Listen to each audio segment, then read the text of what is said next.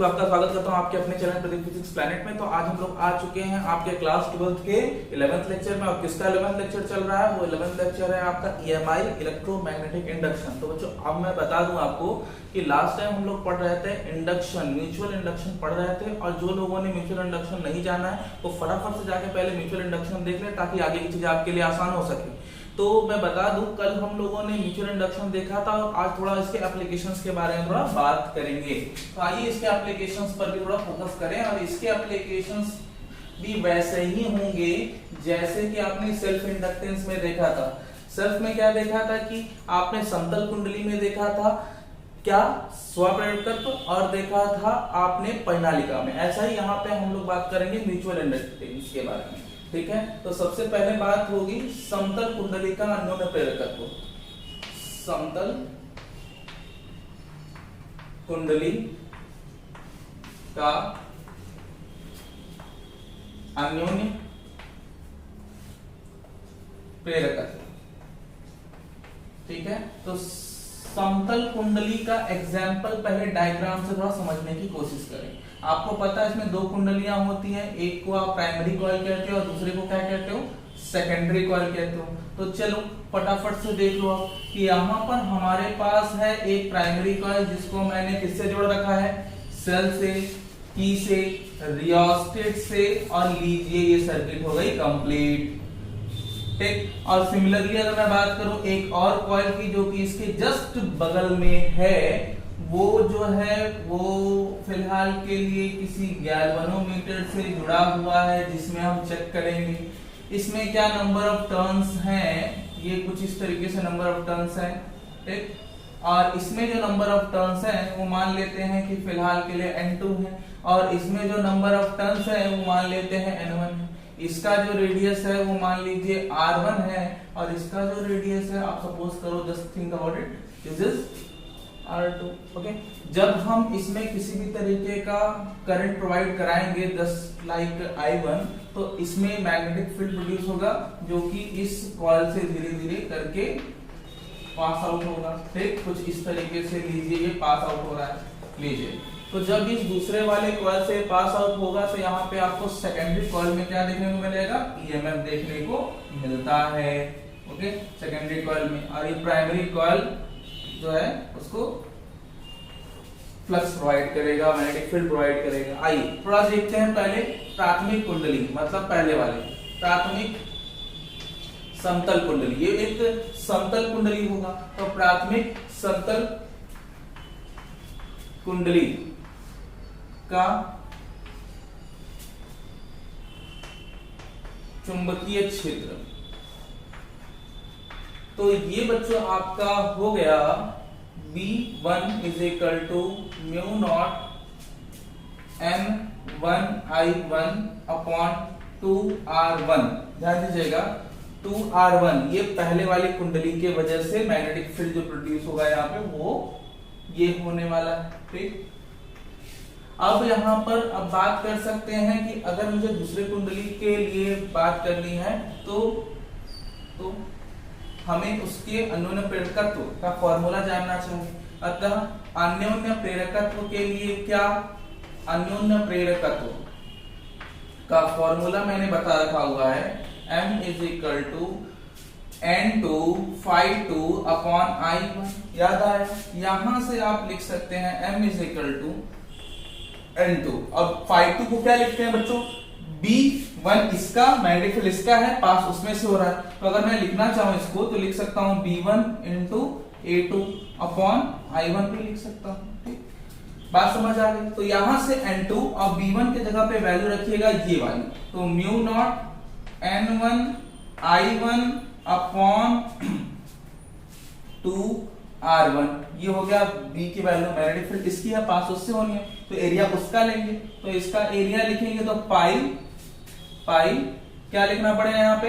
R2 का square. ध्यान दीजिएगा उसका सेकंड वाले कॉइल का एरिया इसी से पास होना, ठीक। और N2 भी किसका है? म्यूचुअल इंडक्टेंस देखने को ऐसा किसमें मिलता है? सेकेंडरी कॉइल में।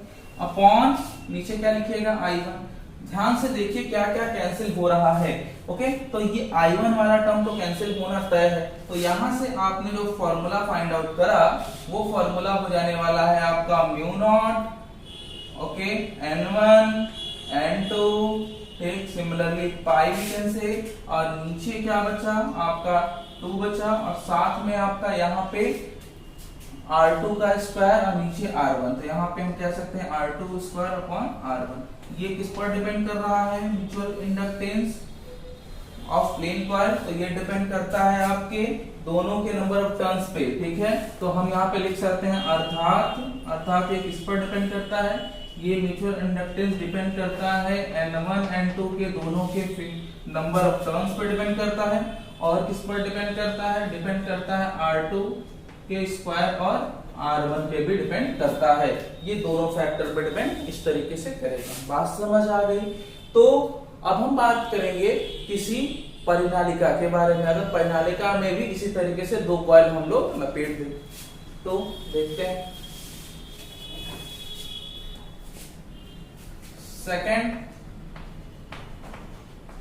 धारावाही परिनालिका का अन्योन्य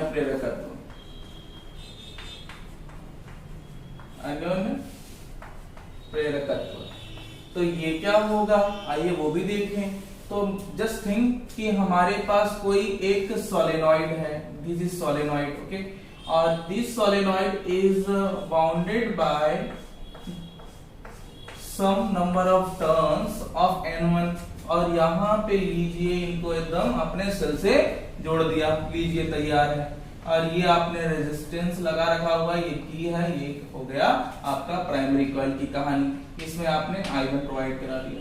सिमिलरली अगर मैं बात करूं सेकेंडरी कॉइल की, तो हमारे पास जो सेकेंडरी कॉइल है वो कहीं और नहीं, वो इसी में, ठीक है, इसी में मैंने दिखा रखा हुआ, ये कुछ इस तरीके से इसमें सेकेंड, और ये भी इस पर अपने हिसाब से लपेटा गया है, इसके नंबर ऑफ टर्न्स अपने होंगे, और ये गैल्वेनोमीटर से जोड़ दिया गया। ये सेकेंडरी कॉइल को रिप्रेजेंट करता है, ठीक, और ये प्राइमरी कॉइल को रिप्रेजेंट करता है, ठीक। एक ही पे लपेटने से दोनों का जो हम लोग कुंडली का एरिया लेंगे वो एक ही लेंगे, सेम लेंगे। बात समझ आ रही है? तो यहाँ पर जो धारा आएगी वो I2 आएगी। पहले तो बात करेंगे कि हम जब इसमें धारा मतलब करंट प्रोवाइड कराएंगे तो क्या होगा। तो कुछ इस तरीके से मैग्नेटिक फील्ड लाइंस बनेंगी, ये कुछ इस तरीके से मैग्नेटिक फील्ड लाइंस बनेंगी, और ये मैग्नेटिक फील्ड लाइंस कहीं और से नहीं उसी में से पास हो रही हैं, ठीक। तो प्राथमिक कुंडली के परिनालिका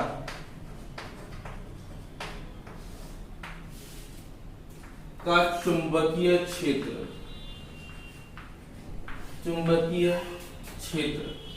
क्या होगा बच्चों? ये हो जाएगा V1 is equal to mu naught N1, और साथ में क्या होगा I1, mu naught N1 I1। ये पहले वाली कुंडली के बारे में बात हो रही थी, ठीक। इसका आप फिलहाल कुछ नाम भी दे सकते हैं, या फिर आप इसको फिलहाल के लिए कुछ लिख दीजिए N1 अपॉन L, जो कि इसकी लेंथ हो गई, और साथ में आपने लिखा I1, ठीक। अगेन अगर मैं इसके अन्योन्य प्रेरकत्व के बारे में बात करूं तो अन्योन्य प्रेरकत्व, तो अन्योन्य प्रेरकत्व के लिए आपको क्या करना होगा? M निकालना होगा। M इज इक्वल टू होता है N2 phi2 upon what? I1, यही ना। इसको आप क्या लिख सकते हो? N2 को N2 लिखो, phi2 को आप लिखो क्या? B1, क्योंकि मैग्नेटिक फील्ड पहले वाले का पास किससे होना है? पर्टिकुलर एरिया से, ठीक, और अपॉन में I1। आइए थोड़ा आगे बढ़ेंगे। तो यहाँ से M इज इक्वल टू होने वाला है N2, और साथ में आपको क्या लिखना है? B1, और B1 की वैल्यू क्या होगी? म्यू नॉट, और साथ में क्या लिखना है? साथ में लिखना है आपको N1, और साथ में I1, और ये बच्चों हो गया एरिया, और अपॉन में आपने लिख दिया I1, ठीक। यहाँ से थोड़ा और आगे बढ़ें और देखेंगे कि M इज इक्वल टू क्या लिखा जा सकता है। यहाँ से आप लिख सकते हैं इसे म्यू नॉट N1 को हम लोग N1 बाई L भी लिखे थे, ठीक, N1/L भी लिखे थे, और यहाँ पर N2, और साथ में बच्चों क्या है, एरिया। I1 तो कैंसिल हुआ। हम सोच रहे हैं कि L से मल्टीप्लाई L से डिवाइड किया जा सकता है क्या इसे? ऑफ कोर्स किया जा सकता है। तो ये हो जाएगा N1, ये हो जाएगा N2 अपॉन L, और ये साथ में हो गया AL। अब यहाँ पे AL जो है वो क्या है, वॉल्यूम है। वॉल्यूम को हम लोग इस सोलेनॉइड का वॉल्यूम कहेंगे, तो ये हो जाएगा m is equal to mu naught, और इसके फेरों की संख्या बटे में लंबाई हो जाएगा स्मॉल n1, ये स्मॉल n2, और ये हो जाएगा वॉल्यूम ऑफ सोलेनॉइड। ये हो गया आपका आयतन। ये फॉर्मूला है म्यूचुअल इंडक्टेंस का सोलेनॉइड का। और अर्थात अगर मैं बात करूं ये किन किन फैक्टर पर डिपेंड करता है, तो m जो है वो डिपेंड करता है n1 पर और n2 पर, दोनों पर, और ये साथ में डिपेंड करता है किसके, वॉल्यूम पर। मतलब यूनिट में जो नंबर ऑफ टर्न्स है उन दोनों पर डिपेंड करेगा, और साथ साथ वॉल्यूम अधिक होने पर भी m की वैल्यू बढ़ेगी। Okay fine.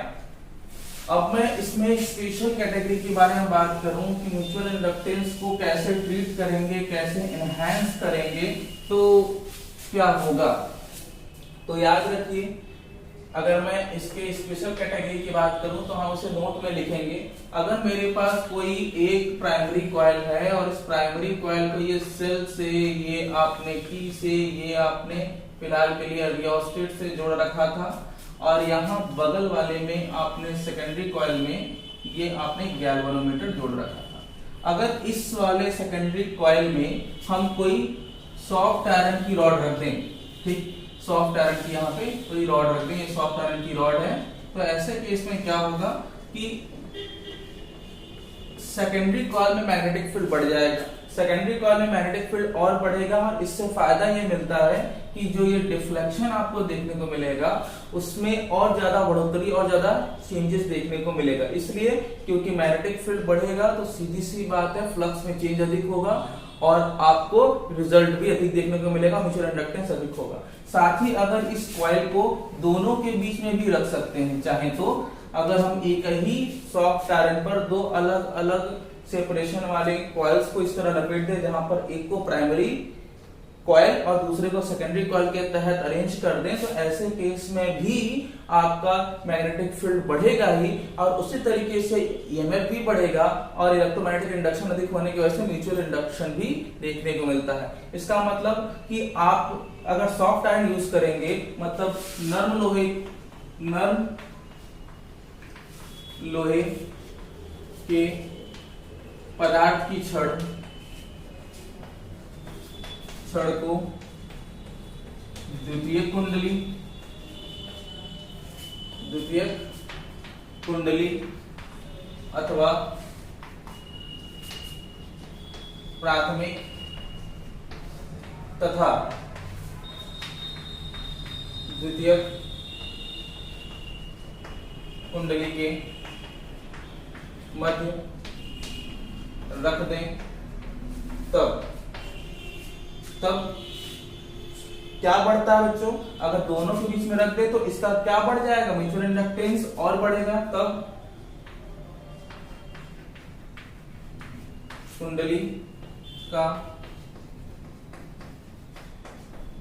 अन्योन्य प्रेरकत्व अधिक हो जाता है, अर्थात इलेक्ट्रोमैग्नेटिक इंडक्शन, ठीक है, वैद्युत वाहक बल बढ़ता है। ठीक, ये जो कॉन्सेप्ट हमने बताया यही सेम कॉन्सेप्ट ट्रांसफार्मर में यूज होता है। तो यह ट्रांसफार्मर